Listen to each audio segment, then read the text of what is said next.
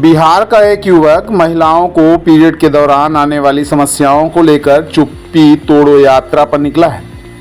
750 kilometre का सफर तय कर वह रीवा पहुंचा। इस यात्रा के जरिए वह महिलाओं बच्चियों को निःशुल्क सैनिटरी पैड उपलब्ध कराना चाह रहा है। मासिक धर्म को लेकर जो समाज में भ्रांतियां हैं उसे दूर करना चाहता है। युवक पटना से महाराष्ट्र के लिए निकला है।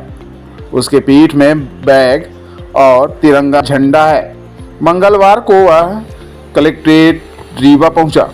कलेक्टर से मिलकर महिलाओं के लिए ठोस कदम उठाने की मांग करने वह यहां पहुंचा था।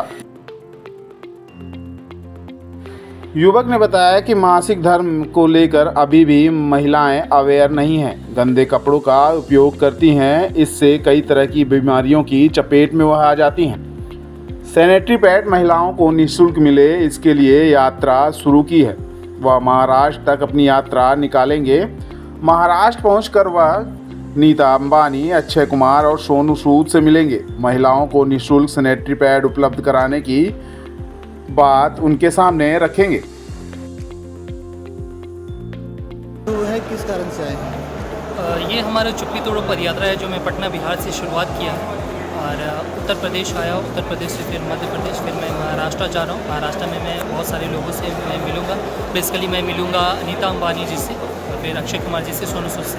नीता अंबानी जी से मेरी ये है अपील रहेगी क्योंकि मुफ्त सैनिटरी पैड जो है समाज के लिए आप मैन्युफैक्चर कीजिए और डिस्ट्रीब्यूट कीजिए, ये हमारी है। बाकी मैं चुप्पी तोड़ो पदयात्रा जो है ये डेडिकेटेड है हमारे समाज के लिए क्योंकि अभी भी पीरियड अवेयरनेस को लेके बहुत सारे लोग हैं जो अवेयर ही नहीं है। इस पर एक चुप्पी का विषय बना हुआ है। जो जैसे महिलाएं हैं आज भी सैनिटरी पैड को पिल्लू के नीचे इधर उधर छुपा के रखती है और बहुत सारी ऐसी महिलाएं हैं जो सैनिटरी पैड की जगह गंदे कपड़ों का इस्तेमाल कर रही है। बहुत सारी बीमारियाँ भी हो रही है। आज देखेंगे यूट्रस कैंसर, ओवेरियन कैंसर जैसी बहुत सारी गंभीर बीमारियाँ हैं जो महिलाओं इसका शिकार हो रही है। यही हमारा अवेयरनेस का ये चल रहा है। बाकी इस पर जो चुप्पी है वो तोड़ने का प्लानिंग है और लोग जो मानसिकता अलग बनाई रखी है कि जैसे पीरियड्स के दौरान महिलाएं अशुद्ध होती है, ये मानसिकता तोड़ने की ज़रूरत है। इसी को लेकर यही आता है। कैसे इस अभियान में आए आप?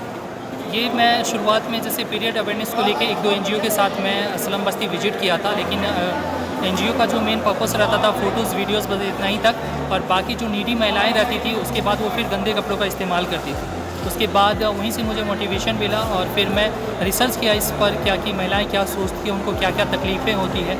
बहुत सारी चीज़ें पता चली। उसके बाद मैंने एक बस्ती को अडॉप्ट किया और फिर मैं सड़कों पे चला गया पोस्टर के साथ और मैं लोगों से अपील करने लगा क्या कि आप हमें सैनिटरी पैड डोनेट कीजिए ताकि मैं महिलाओं की मदद कर पाऊँ और उनको मुफ्त में सैनिटरी पैड भी डोनेट कर पाऊँ। तो एक बस्ती जैसे ही मेरा पूरा हो गया फिर मैंने 5000 महिलाओं की जिम्मेदारी उठाई और उनको हर महीने सैनिटरी पैड उपलब्ध कराने की कोशिश किया। तो वो मेरा टारगेट पूरा हो गया। उसके बाद मैंने सोचा क्या कि जब एक पोस्टर के साथ हमारी यात्रा पूरी हो सकती है क्या कि 5000 महिलाओं को मैं मदद कर सकता हूँ, तो फिर इससे ज़्यादा का क्यों नहीं हो सकता। क्योंकि अलग अलग राज्यों से मेरे पास कॉल्स आने लगे कि भैया मुझे भी सैनिटरी पैड की ज़रूरत है, आप यहाँ पर भी दीजिए। फिर मैंने यात्रा की शुरुआत की वहाँ से और पटना के अलग अलग बस्ती में जाकर मैं चुप्पी तोड़ने का प्रयास करता हूँ कि जिस बच्ची का पहला पीरियड शुरू होता है मैं सेलिब्रेट करता हूँ ताकि इस पर चुप्पी तोड़ी जा सके। कितना सफ़र हो चुका अभी आपका? जी, कितना सफ़र कर चुके अभी तक? मैं अभी तक 700-750 किलोमीटर की सफ़र कर चुका हूँ। कहाँ से निकले थे आप? पटना बिहार से निकला था और अलग अलग जगह जाकर जैसे उत्तर प्रदेश आया तो वहाँ अलग अलग जगह जैसे वाराणसी होते हुए भी, मुगलसराय, वाराणसी होते हुए, मिर्ज़ापुर होते हुए, प्रयागराज होते हुए, अलग अलग जगह होते हुए मैं अभी मध्य प्रदेश आया हूँ। आज रीवा कलेक्ट्रेट कार्यालय में खड़े हैं, किस कारण से? रीवा में मैं अभी 4-5 दिन से हूँ। जिलाधिकारी से मिलना है यहाँ पर और उनसे बातें भी करनी है, बहुत सारी चीज़ें हैं, हेल्प भी मांगनी है कि इस विषय पर अगर कोई यहाँ पे स्कीम है तो आप ज़्यादा से ज़्यादा मैसेज स्प्रेड कराइए। मेन मकसद हमारा ये रहेगा, सभी लोग जानते हैं कि पीरियड्स क्या होता है नहीं होता, लेकिन जागरूक करने की ज़रूरत है। बहुत सारे NGO ऐसे हैं बस वो सिर्फ किताबी तक ही रह जाता, उनका जो प्रोजेक्ट रहता है वहीं तक रह जाता है, लेकिन जो ज़मीनी स्तर पर जो जागरूकता होनी चाहिए वो नहीं हो पा रही है। तो इसी सिलसिले में मैं यहाँ पर आया हूँ। क्या नाम है आपका? मेरा नाम विवेकानंद विशु है। कहाँ के रहने वाले हैं? मैं खगड़िया बिहार का रहने वाला हूँ।